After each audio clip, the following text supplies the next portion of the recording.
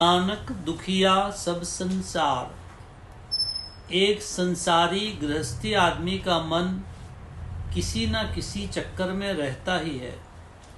कोई न कोई चिंता उसे रहती ही है। किसी को कोई चिंता खा रही है, किसी को कोई चिंता। मतलब ये है कि जो इस चोले में आया है वो माया के प्रपंच में फंसा है। कोई कैसे फंसा है, कोई कैसे फंसा है। मेरे पास एकांत में जब आते हैं तो अपना रोना सुनाते हैं। सब यही सोचते हैं हम दुखी हैं, बाकी सब सुखी हैं। यदि हम सोचें घर बार छोड़कर जंगल में चले जाएं तो भी चिंता हमें छोड़ेगी नहीं। मैंने पहले भी एक बार हंसने की बात बताई थी, आज भी बता रहा हूँ। एक करोड़पति था। मैं सोचता था वह बड़ा सुखी है। भगवान ने मेरे सामने उसे एक तकलीफ दी। एक बार वो मेरे सामने आया। मैंने देखा उसका चेहरा पीला पड़ा था। मैंने उससे कहा, आज आपके चेहरे पर हवाइयाँ क्यों उड़ रही हैं? वो बोला, बम्बई में कल 10-11 इंच बारिश हुई। मुझे चिंता लगी है, मेरा बच्चा बम्बई में पढ़ता है, कहीं बह न गया हो। इसी चिंता में पति पत्नी ने सुबह से खाना नहीं खाया था। जिसके सामने चिंता नहीं, उसको इनडायरेक्ट चिंता लगी है कि बच्चा बह गया होगा, और वह भी कॉलेज में पढ़ने वाला। कुछ न कुछ चिंता तो लगी ही रहती है। मन समस्याओं को हल करने में लगा रहता है और भगवान को, गुरु महाराज को छोड़ देता है। किसी के पास पैसा होता है तो उसे पड़ोसी को देखकर चिंता लगी रहती है। कहता है किसी तरह से इसका नुकसान हो जाए, 10 लाख का नुकसान हो जाए या 20 लाख का, मेरे पास ज़्यादा पैसा आ जाए। हम सोचते हैं कि ये समस्या कैसे हल होगी। जो समस्या आ रही है वो अनंत की इच्छा से आ रही है, और हम ब्रह्म की इच्छा से दी हुई उलझन को अपनी मनुष्य बुद्धि से सुलझाना चाहते हैं। दूसरे शब्दों में, मनुष्य हिमालय से टक्कर लेता है। तुम्हारी इच्छा से तो समस्या हल होगी ही नहीं।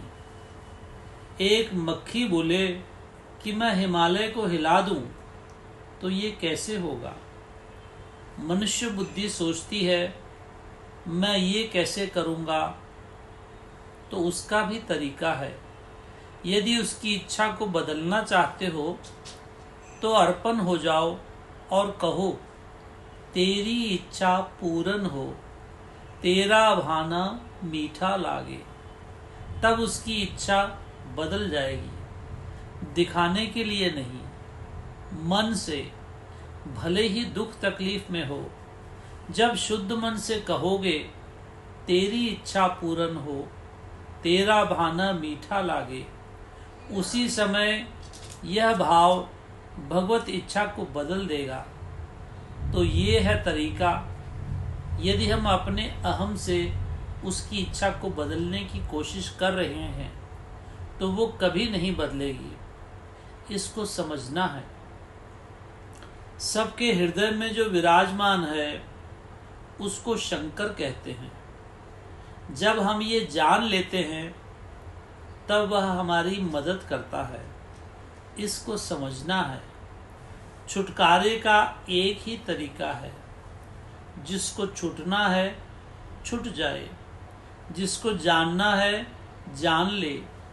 जब तक हम दुनिया को भगवान से ज्यादा चाहते हैं वो काबू में आने वाला नहीं।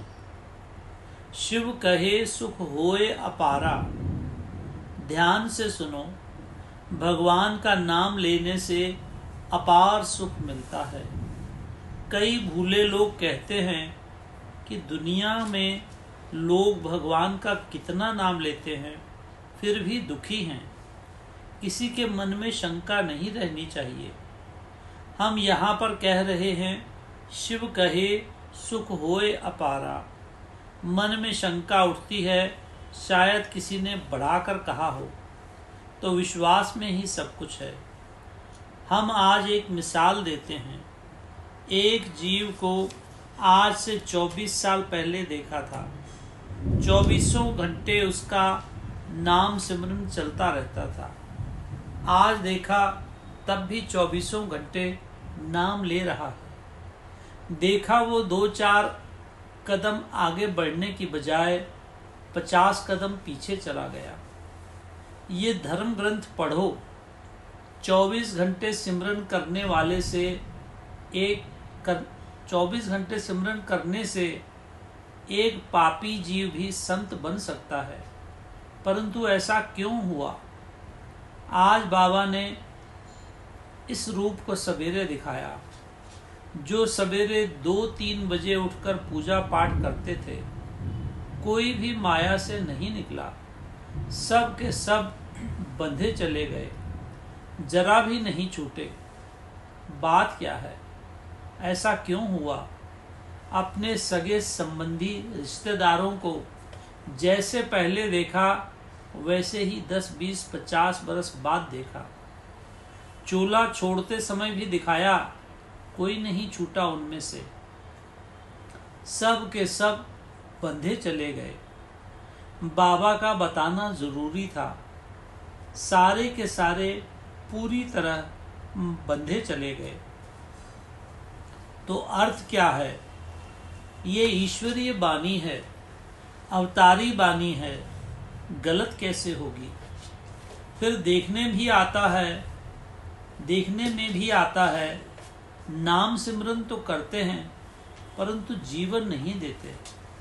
जब तक वासनाएं भरी हैं, जितना हम नाम सिमरन करते हैं, सब का सब वासनाओं की पूर्ति में चले जाता है।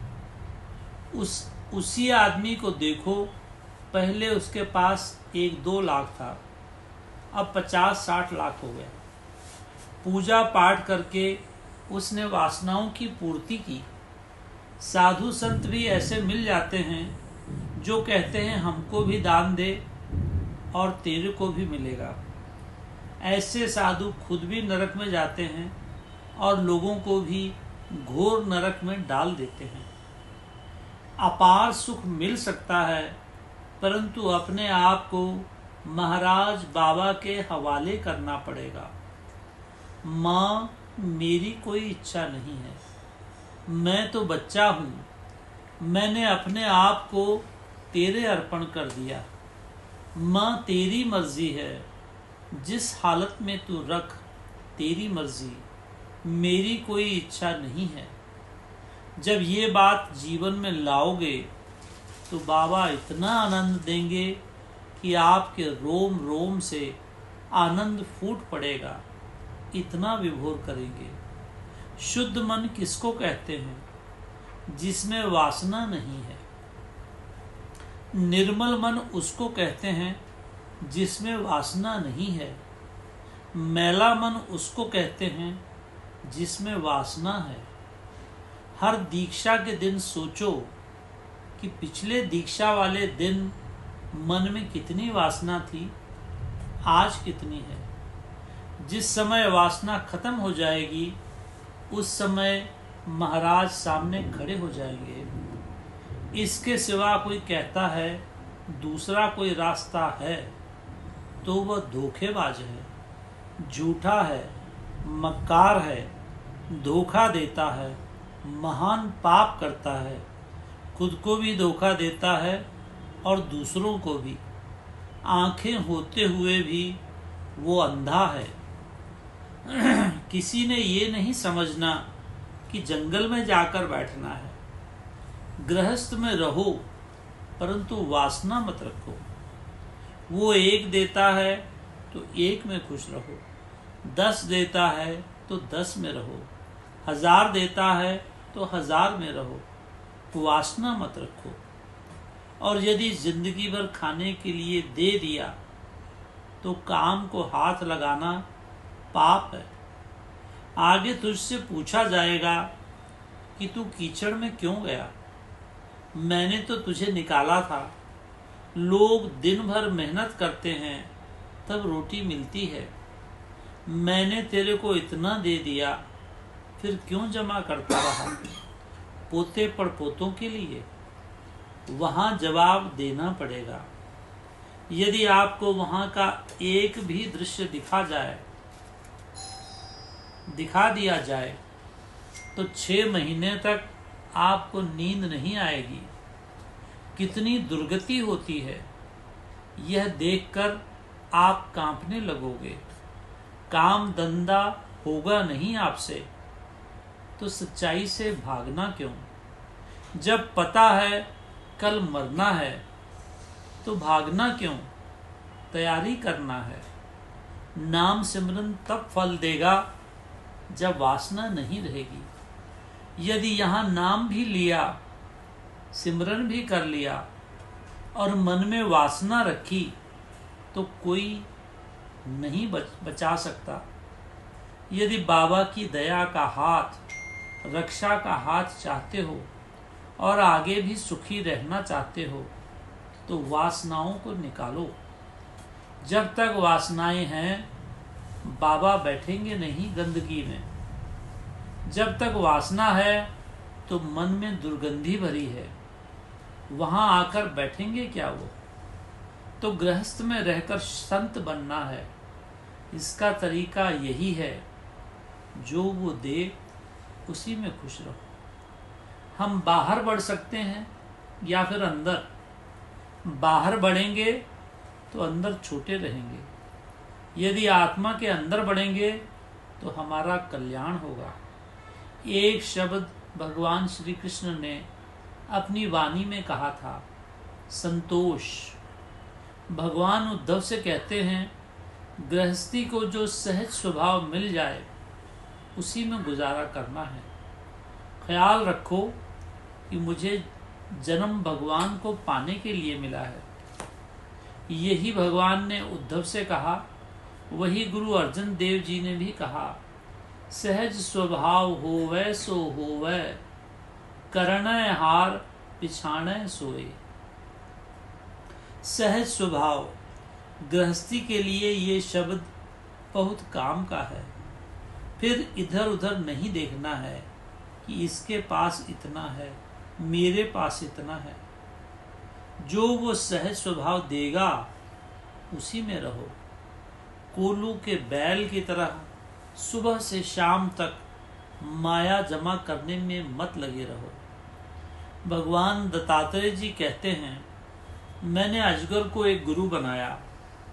अजगर की खुराक है मक्खी मच्छर खाना। वो वहीं पर बैठा रहता है। कोई भी मक्खी मच्छर उसके पास आता है तो वो उसे खा लेता है। वो कहीं जाता नहीं। जो भी उसके पास आता है वह मुंह खोलकर खा लेता है। ऐसे ही गृहस्थी को चाहिए, जो सहज स्वभाव मिल जाए उसी में रहना है। एक किश्ती पर पैर रखना है। फैसला करना हमारा काम है। 2 किश्तियों पर पैर रखे तभी तो इतने जन्म चले गए। अभी भी समझना है, 2 किश्तियों पर पैर रखोगे तो फिर 84 के चक्कर में जाओगे। अभी भी एक में पैर रखो, दूसरी को छोड़ दो। जिंदगी ही सब कुछ है। दुनिया में देखा जैसे लोग 40-50 बरस पहले थे, आज भी वैसे हैं। इस दरबार में भी जिन्होंने जीवन दिया है उनकी करनी बता रही है।